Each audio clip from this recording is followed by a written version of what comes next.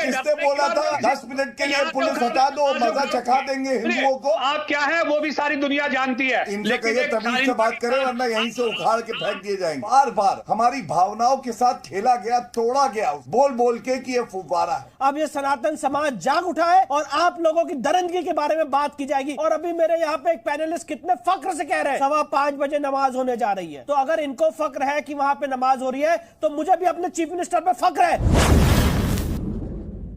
दानिश कुरैशी जी जवाब दीजिए, आपका तो कोई दावा बनता ही नहीं है। देखिए सुनिए, हमारा दावा क्या बनता है मैं अभी बताऊं। अभी ऑलरेडी बज रहे हैं 5:15, अभी थोड़ी देर में वहां अजान होगी। दरअसल दिक्कत क्या है, योगी जी को ये समझ में नहीं आया इनकी। अभी वो बात कर रहे थे, आज जो स्टेटमेंट था उनका, तो हमने बात की दृष्टि की, तो दृष्टि तो वो ढूंढने निकले हैं, लेकिन मैं तो आपको बता रहा हूं कि थोड़ी देर में वहां नमाज होगी। और नमाज अपने आप में ही मतलब एक वो है जो दिखा सकता है कि क्या है। नमाज करना कर लीजिए, पर एक दिन वो नमाज रुकेगी और कोर्ट का फैसला आएगा, और कोर्ट का फैसला आने के बाद हमारी वहां पे पूजा पाठ शुरू होगी। और ये जो नमाज हो रही है वहां पे वो इलीगल है, इस्लामिक लॉ का वायलेशन है। और ये क्लियर कट केस है, घुसपैठ का ये क्लियर कट केस है, इलीगल पोजेशन का।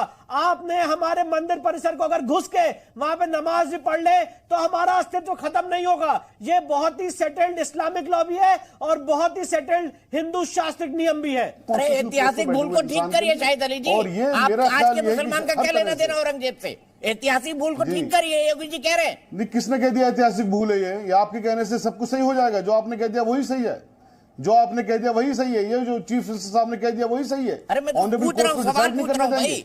चीफ मिनिस्टर साहब ने ऐतिहासिक भूल का है, ठीक कर लीजिए उसको। ऑनरेबल वही बता रहा हूँ ना, जब उस चीज के लिए पाबंदी लगा दी 1947 में, जो स्थिति बना के रखी जाएगी एक्ट ने। एक्ट आपकी सेंटर में तो गवर्नमेंट है ना।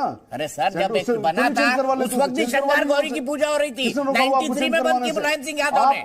शाहिद अली जी उसके दायरे में आता ही नहीं है। विष्णु जैन जी क्या कहेंगे शाहिद अली जी की बात? पार्टी के जो पैटर्न है आरएसएस चीफ विष्णु जैन जी, आप नहीं मान रहे। बहुत ही बात मैं कहना चाहता हूं शाहिद भाई से भी कि ये जो मानसिकता है, जहां पे आप हमारे शिवलिंग पे वजू करते रहे और कहें कि माइनॉरिटी को आप डरा रहे हैं, जहां पे आप भोजशाला में संस्कृत की ऋचाएं मिटाते रहे, हवन कुंड पे थूकते रहे, मां सरस्वती की मूर्ति को उखाड़ के फेंक दें और कहें कि माइनॉरिटी को डरा रहे हैं, जहां पे आज कुतुब मीनार में गणेश जी उल्टी अवस्था में रखे हों, जहां पे आज अलग अलग जो धर्मस्थल है हमारे उसको छिण भिंड किया हो गया हो, हमारी संस्कृति को तोड़ा गया हो। कुतुब मीनार परिसर में चले जाइए, कुव्वतुल इस्लाम मस्जिद है जो कहती है 27 जैन मंदिर और हिंदू मंदिर को तोड़ के उसके बलबे से बनाई गई है। और अगर आज इस देश का मुसलमान उसके तहत अपना टाइटल क्लेम कर रहा है तो मुझे लगता है आप लोगों को शर्म आनी चाहिए कि आप जो इस्लामिक आक्रांता थे, जिन्होंने यहां पे बर्बरता की, हमारी संस्कृति हमारी सभ्यता के साथ खिलवाड़ किया, आज आप उनके तहत टाइटल क्लेम कर रहे हैं। और मैं तो धन्यवाद देना चाहता हूं माननीय मुख्यमंत्री जी का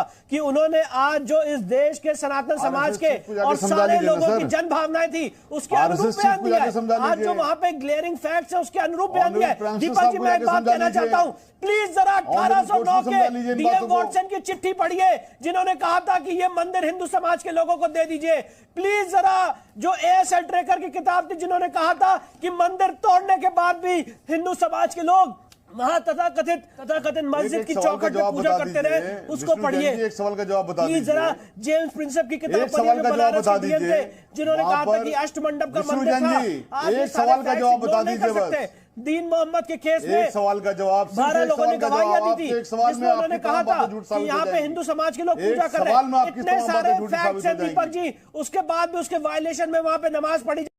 और अभी मेरे यहाँ पे एक पैनलिस्ट कितने फक्र से कह रहे हैं 5:15 बजे नमाज होने जा रही है, फक्र से कह रहे हैं। तो अगर इनको फक्र है कि वहां पे नमाज हो रही है तो मुझे भी अपने चीफ मिनिस्टर पे फक्र है कि मेरा चीफ मिनिस्टर सामने आया है और जो आपने बर्बरता की है उसके खिलाफ मेरे चीफ मिनिस्टर ने बयान दिया। मुझे भी फक्र है मेरे चीफ मिनिस्टर पे, और आप रोक नहीं सकते हैं हमें इस बारे में बात करने से। अगर आप सोचे कि कोई मामला कोर्ट में सब जुडिस है और कोई इस बारे में बात ना करे तो वो दिन चले गए हैं। आज सुप्रीम कोर्ट की प्रोसीडिंग्स का लाइव टेलीकास्ट हो रहा है, आज हर एक बातों पे बात हो रही है। कोर्ट की जो प्रोसीडिंग्स है उसको यूट्यूब पर दिखाया जा रहा है, जो जो बातें की जा रही है वो सुनी जा रही है, सारे एफिडेविट पब्लिक डोमेन में आ रहे हैं। पर आप चाहते हो कि आपने जो वहां पे एक दरिंदगी की है उसके बारे में बात की ना जाए, तो अब वो दिन चले गए हैं। अब ये सनातन समाज जाग उठा है और आप लोगों की दरिंदगी के बारे में बात की जाएगी। जितने फक्र से कहा है 5:15 बजे नमाज हो रही थी, आज आपके चैनल के माध्यम से कहना चाहता हूं वो दिन आएगा और जरूर आएगा जब वहां पे हमारा भव्य शिवलिंग स्थापित होगा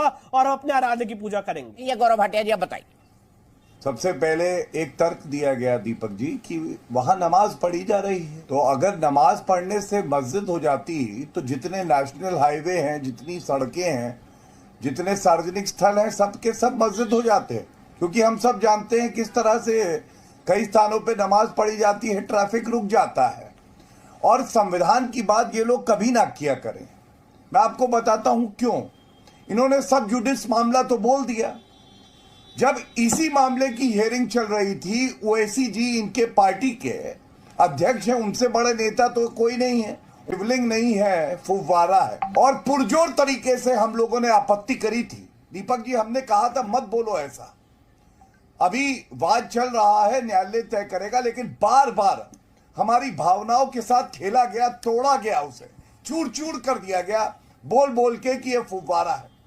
और मैं कोई ऐसी बात पाक कुरान के लिए नहीं कहूंगा, अल्लाह के लिए नहीं कहूंगा, क्योंकि करोड़ों ऐसे हमारे भाई बहन हैं जो उसमें अपनी आस्था रखते हैं।